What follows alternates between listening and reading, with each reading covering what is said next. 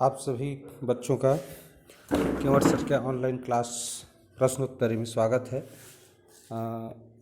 आइए बच्चों, मैं ये जो प्रश्नोत्तरी प्रतियोगिता के लिए बनाया था, इन्हीं प्रश्नों को कैसे हम हल करते हैं, ठीक है, इसको विस्तार पूर्वक एक्सप्लेन करके बताऊंगा। तो सभी बच्चे यह वीडियो देखने के लिए तैयार हो जाएं। और देखिए, अगर वीडियो पसंद आता है आप लोगों को तो इस वीडियो को लाइक और शेयर ज़रूर कीजिएगा, क्योंकि इससे मुझे एक प्रेरणा मिलेगा कि मैं और आगे वीडियो बनाऊं और अच्छे से अच्छे इस क्षेत्र में कार्य कर सकूं। तो चलिए, यह जो प्रश्न है, ये सभी प्रश्न अभाज्य संख्या से संबंधित है और अभाज्य संख्या से संबंधित प्रश्न नवोदय विद्यालय प्रवेश परीक्षा में आता ही है। तो इससे संबंधित प्रश्न को हमें अच्छे से समझना जरूरी है और समझ के ही तैयारी करना है, क्योंकि केवल रट के हम नहीं याद कर सकते। अगर समझे रहेंगे तो उसको नहीं भूलेंगे। तो समझते हुए इसको वीडियो को देखना है और समझने का प्रयास करना है। चलिए, मैं एक्सप्लेन करने का प्रयास करता हूँ इन प्रश्नों को। चलिए शुरू करते हैं। सबसे पहला प्रश्न एक लिखा है, अभाज्य संख्या के लिए कौन सा कथन सत्य है। कौन सा कथन सत्य है देखते हैं। पहला लिखा है,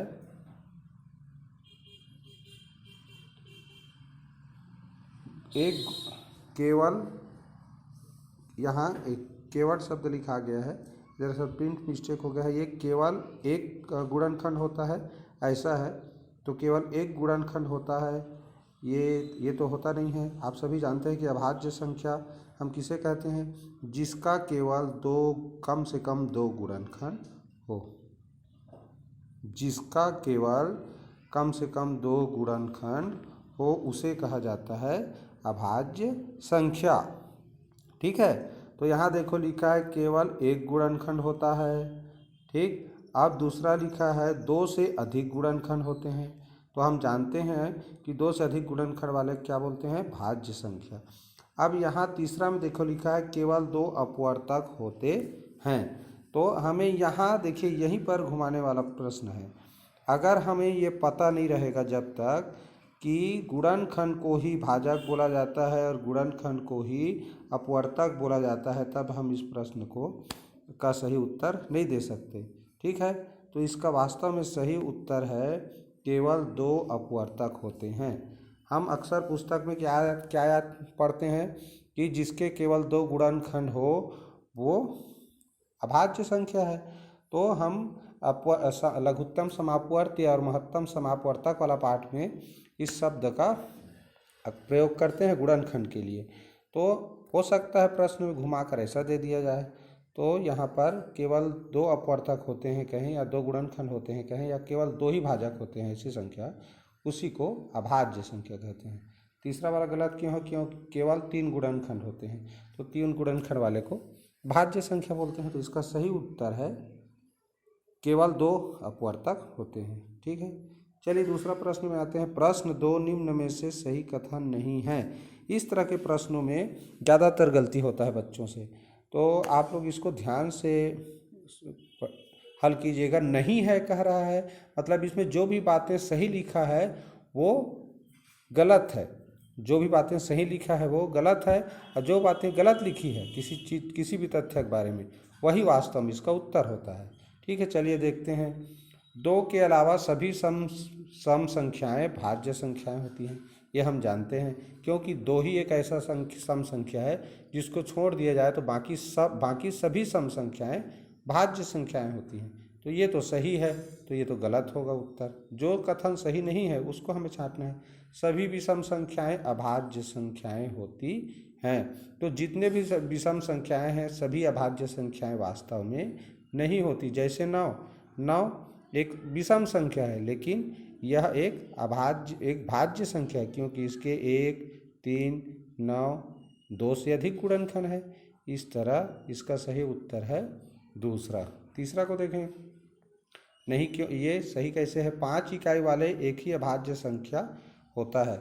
आप लोग 1 से लेकर 100 तक का ही देख लेना, तो 5 इकाई वाला केवल 5 ही ऐसा है जो कि अभाज्य है, बाकी उसके बाद 15, 25, 35 इस तरह से जो भी 5 इकाई वाले जितने भी संख्याएं हैं सभी भाज्य संख्याएं होती हैं। तो ये तो सही है, इसलिए गलत है। 2 एक अभाज्य संख्या, ये भी जान रहे हैं। तो कुल मिलाकर ये तीनों गलत है और ये सही है, क्योंकि सभी विषम संख्याएं अभाज्य संख्याएं होती हैं। ये कहना गलत है, मतलब ये कथन गलत है, इसलिए इसका उत्तर होगा दूसरा वाला ऑप्शन। ठीक है, चलिए अगले प्रश्न पे जाते हैं।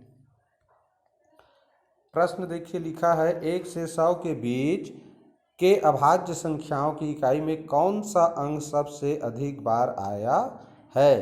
तो आप लोग जब 1 से 100 तक की इकाई 1 से 100 तक की गिनती लिखेंगे तो उसमें देखिएगा 1 से 100 के बीच में 1 से 100 के बीच में कुल 5 बार ही, केवल 5 बार ही एक आता है। 11 से शुरू होगा, 11, 31, 41, फिर एक उसके बाद 61, उसके बाद है 71। ठीक है, 71 के बाद 71 क्या कौन कौन सा हुआ, 11, उसके बाद 31, उसके बाद 41, 41 के बाद आता है 61, 61 के बाद 71, 71 के बाद और नहीं आता, 81, 91 करता है। तो ये 5 होते हैं। ठीक है, और 1 के बाद 2 तो चूँकि जो मात्र एक लौता सम अभाज्य संख्या है, बाकी भाज्य संख्याएं हैं जितने भी सम संख्या है। तो 2 के लाइन में, 4 के लाइन में, 6 के लाइन में, 8 के लाइन में कोई भी अभाज्य संख्या नहीं होता। इसके बाद बच जाता है 3, तो 3 के लाइन में कुल 7 अभाज्य संख्याएं होती हैं। अब उसके बाद आता है 3 के बाद 5 के लाइन में केवल 1, और 7 के लाइन में होता है 6, और 9 के लाइन में 5 अभाज्य संख्याएं होती हैं। तो कुल मिलाकर देखा जाए तो 3 इकाई वाले सबसे ज़्यादा अभाज्य संख्याएं होती हैं 1 से 100 के बीच में। तो इसका सही आंसर होगा 3। ठीक है, और अगला देखते हैं, 1 से 50 तक के अभाज्य संख्याओं का योगफल। 1 से 50 तक के संख्याओं का योगफल को आप जोड़ेंगे तो उत्तर आता है 328। अब जोड़ना कैसे है, ठीक है, जोड़ना कैसे है ये जान लें। तो इसको जोड़ने के लिए 1 से 50 तक के अभाज्य संख्याओं को लिखेंगे तो क्या क्या होता है, 2, 3, 5, 7, पूरा पहले बिठा देते हैं, 2, 3, 5, 7 के बाद 11, 13, 15, 17, 19, 19 के बाद आ जाता है 23, 29, उसके बाद आ जाता है 31, 31 के बाद आ जाता है 37, 37 के बाद 41, फिर 43, 47, ये इतना अभाज्य संख्या। इनको जोड़ेंगे, आप लोग जोड़ के देख लीजिएगा तो 328 आता है।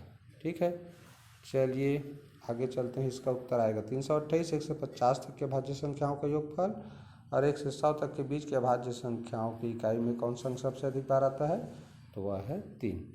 चलिए अगले प्रश्न की ओर जाते हैं। ये है प्रश्न पाँचवा। 1 से 100 के बीच कुल अभाज्य संख्या है। 1 से 100 के बीच कुल अभाज्य संख्या है 25। ये आप करके देख लेना। पहला दूसरा लाइन में है 4 4, उसके बाद पहला दूसरा लाइन में है 4 4, उसके बाद 2 2 मिलता है, उसके बाद 3, फिर उसके बाद 2 2, फिर उसके बाद 3, उसके बाद 2 और लास्ट में 1। इन सब को जोड़ेंगे तो 25 होता है। देखिए 4 4 8 4 12 12 3 15 15 4 19 19 3 22 22 3 25। ठीक, इस तरह होता है। इसको ऐसे याद कर सकते हैं 4 4 2 2 3 2 2 3 2 1। ठीक, तो 1 से 100 के बीच में कुल अभाज्य संख्या 25 होते हैं। इसके बाद अगला प्रश्न में आते हैं। प्रश्न छठवां। 1 से 100 के बीच अभाज्य संख्याओं का योगफल। आप इसको थोड़ा सा याद करके रखना है। ठीक है, तो याद करके रखने के साथ साथ एक तरीका और है कि कभी भी इसमें इकाई में शून्य ही आएगा आगे, याद रखना। कभी भी योगफल करोगे तीन से अधिक संख्याओं का जैसे ही योगफल करोगे, तीन से अधिक अभाज्य संख्याओं का, तो इकाई में शून्य आना जरूरी है, क्योंकि 2 और 5 का गुणा हो ही जाता है। 2 3 5 ऐसे है तो 5 दूनी 10 हो गया, तो 10 के साथ किसी का भी गुणा करोगे तो इकाई में शून्य आता ही है। तो इस आधार पर हम ये दोनों तो काट ही देंगे, 2 हमारे लिए ऑप्शन बचता है। इन दोनों की इकाई में शून्य नहीं है तो समझ जाना अभाज्य संख्याओं का योगफल में शून्य आएगा ही। ठीक है, तो ये दोनों गलत है। तो अब इन्हीं दोनों में से है, तो ये थोड़ा सा याद रख लेना आप लोग कि 1 से लेकर 100 के बीच में जितने भी अभाज्य संख्याएं हैं उनका योगफल यानी उनको जोड़ने पर 1060 आता है। ठीक है, चलिए अब अगले प्रश्न की ओर बढ़ते हैं। ये आ गया हमारा 7वां प्रश्न। प्रथम 30 अभाज्य संख्याओं के गुणनफल के इकाई में कौन सा अंक आएगा? अभी मैंने बताया कि 3 से अधिक अभाज्य संख्या, 3 से अगर अधिक अभाज्य संख्याओं का योग गुणनफल करते हो, 3 से अधिक अभाज्य संख्याओं गुणा करते हो, जैसे 2 गुणित 3 गुणित 5 गुणित 7 गुणित 9 गुणित 11 गुणित 13, इस तरह गुणा करते हो, ये 3 से अधिक कितना भी हो।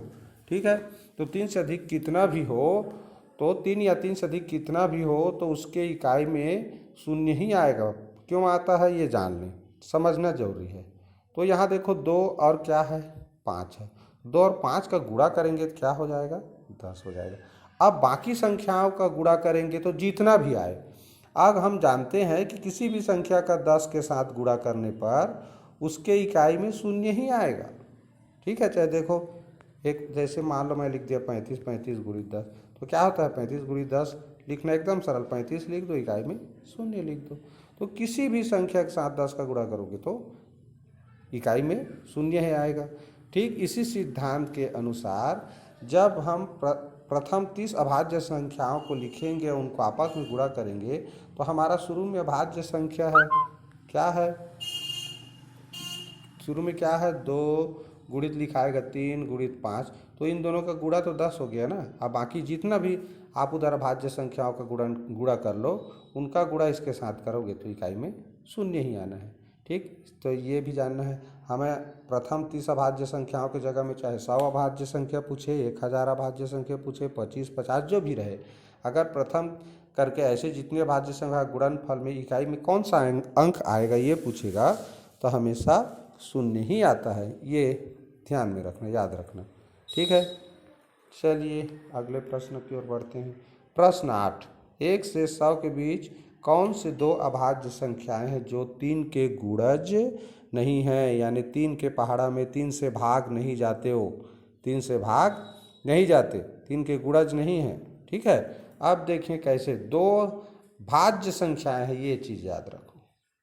तो हम यहाँ देखते हैं भाज्य संख्या, तो यहाँ हम देखें पहले गलत आंसर को कट करते हैं। अब यहाँ देखें 75, तो 3 से भाग जाने का नियम क्या है कि अंकों का योग करेंगे तो जो संख्या प्राप्त होगा वो 3 के पहाड़ा में नहीं आना चाहिए। तो 7 और 5 यानी 75 में से अंकों को जोड़ेंगे 7 और 5 को, तो कितना होता है 12, 12 को 3 के से भाग देते हैं तो भाग चला जाता है, 3 एकम 3, 3 चौ 12।